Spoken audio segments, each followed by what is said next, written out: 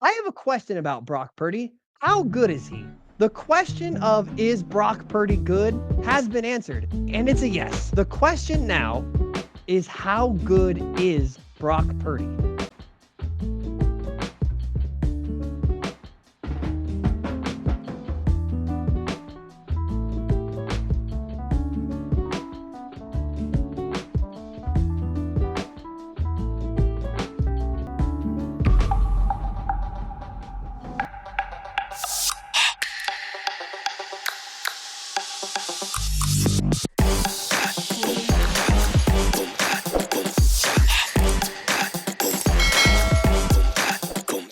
All right, everybody, welcome to the Backseat Huddle. I'm your host, Tristan Weber, and today I am asking the question to you, the viewer, how good is Brock Purdy? We know he's good, but we don't yet know how good he actually is. At this point, if you don't think he's at least good, you're an idiot. Plain and simple. Now, is he MVP worthy? That's a different question, and I'll get into that later. But at this point, we know he's at least a good football player with an undefined ceiling. So the question now is, how good is he actually? Is he good? Is he great? Is he just good enough? Where does he land? Is he in the Tua category where he's good enough to win games, but you can really see his weaknesses when he goes up against great competition? I don't know. I'm not comfortable saying that because he just threw for 300 yards and 4 touchdowns against a 10-1 Eagles team and 252 yards and 4 touchdowns against the Cowboys. So against the other two best teams in the NFC, he is a combined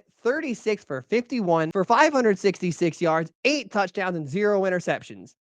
That's pretty fucking good. So I don't think he's in the Tua tier. Is he Kirk Cousins, where you can see that he has elite moments, but overall isn't a carry the franchise type of guy? Or is he Joe Burrow, where he has elite talent around him, but they are still winning because their quarterback is also great? Although that statement doesn't look nearly as good after Jake Browning's performance against the Jaguars, but that doesn't help my narrative for this video, so we're just going to pretend that didn't happen. So where does Brock Purdy land?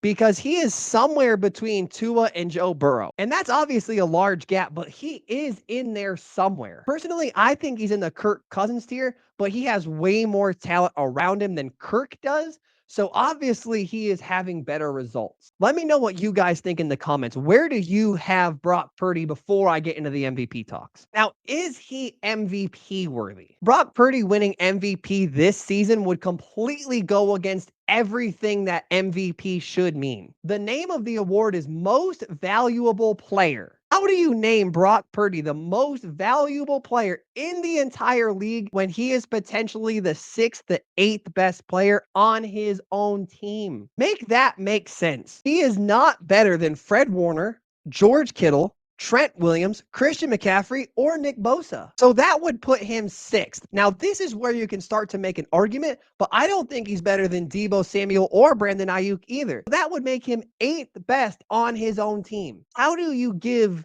the 8th best player on his own team MVP of the league? Now, there are those that would argue that MVP is now best quarterback award, which is bullshit. That's not what the award should be, but that's a different argument for a different day. If that is how you feel, that's your avenue to be right and give Brock Purdy the MVP award. I think that Jack from the Caps Off podcast put it best. Here's what he said. Can we please put Brock Purdy as the front runner for the MVP right now? Brock Purdy leads the NFL in QBR, passer rating, yards per completion, touchdown percentage, completion percentage, air yards per attempt. Let's get into that stat for a sec, all right? Let's get into it. Brock Purdy's 9.59 yards per attempt through 12 games is the most in NFL history. The other 4 guys to have the highest, like the 4 guys right after him, 2011 Aaron Rodgers won the MVP. 2004 Peyton Manning won the MVP. 1988 Boomer Esiason won the MVP. 1984 Dan Marino won the MVP. Just saying, that's quite interesting. Brock Purdy is on pace to throw for 4,500 yards, 33 touchdowns, 9 interceptions. Only 8 players have ever done that in NFL history. 3 won MVP, 3 are Tom Brady, 1 is Aaron Rodgers, 1 is Patrick Mahomes. Damn! I think that entire argument is totally fair, and